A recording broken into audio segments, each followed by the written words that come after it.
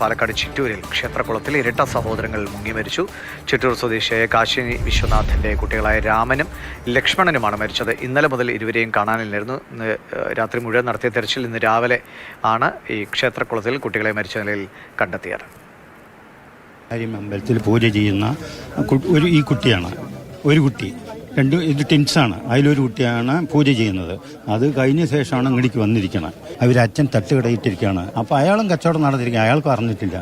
ഒരു പാൽക്കാരൻ ഈ വഴിക്ക് പോയപ്പോൾ ഒരു ബോഡി ഇവിടെ കിടക്കുന്നുണ്ടെന്ന് അറിഞ്ഞു. പിന്നെ അറിഞ്ഞ് അങ്ങനെ പരസ്പരം ഇതായിട്ട് അവസാനം വന്ന് നോക്കുമ്പോൾ നമ്മുടെ കുട്ടികളാണെന്ന് അറിഞ്ഞു. വളരെ ദുഃഖമുണ്ട്.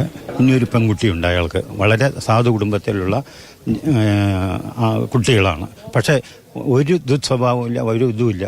അപ്പോൾ ദൈവത്തിനോട് തന്നെ പ്രാർത്ഥിക്കണം. ഇതിൻ്റെ സങ്കടം ദൈവത്തോട് തന്നെ പറയണം. വേറെ നമ്മൾക്ക് പറയാൻ വാക്കുകളില്ല. നല്ല കുട്ടികളാണ്. സ്വഭാവ ദൂഷ്യമൊന്നുമില്ല. കുസൃതികൾ, കുഞ്ഞു കുഞ്ഞു കുറുമ്പുകൾ മാത്രമേ ഉള്ളൂ. നല്ല കുട്ടികളാണ്. പഠിത്തത്തിൽ ആവറേജ് കുട്ടികളാണ്.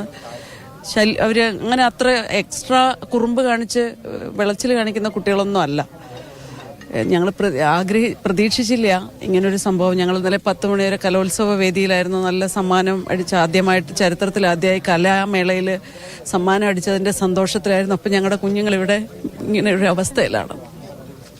രാവിലെ വരെ ഞങ്ങൾക്ക് നല്ല പ്രതീക്ഷയുണ്ടായിരുന്നു. കുട്ടികൾ എവിടെയെങ്കിലും കൂട്ടുകാരുടെ വീടുകളിലൊക്കെ പോയിട്ടുണ്ടാവുന്നുള്ളതാണ്. രാവിലെയാണ് ഈ ഒരു ശനിവാദം പോലെ ഇവിടെ ഒരു കുട്ടിയുടെ കിട്ടിയെന്ന് അറിഞ്ഞു. ഇവിടെ വന്ന് അന്വേഷിച്ചാണ്. വല്ലാത്ത ദുഃഖകരമായ സംഭവമായിരുന്നു. കുട്ടികൾ അവരുടെ വീട്ടിനടുത്തുള്ള അവരുടെ തറവാട്ട് ക്ഷേത്രത്തിൽ പൂജാരിമാരാണ് ഈ കുട്ടികൾ. അപ്പോൾ അവർ രണ്ടുപേരും കൂടി വൈകിട്ട് വന്ന് വീട്ടിൽ വന്ന് വിളക്കൊക്കെ വെച്ച് അതിനുശേഷം രണ്ടാളും കൂടി ഒരു ഇലക്ട്രിക് സ്കൂട്ടറുണ്ട്. ആ സ്കൂട്ടറിൽ ഈ കുളത്തിന്റെ കരയിൽ തന്നെ വണ്ടി നിർത്തി ഇവിടെ വന്നിട്ട് മീൻ പിടിക്കാൻ വേണ്ടി വന്നു എന്നാണ് അറിയാൻ കഴിഞ്ഞത്. പിന്നെ ബാക്കിയുള്ള കാര്യങ്ങളൊക്കെ നമുക്ക് എല്ലാവർക്കും അറിയുന്നത് പോലെ 2 കുട്ടികളും ഈ വെള്ളത്തിൽ പെട്ടു.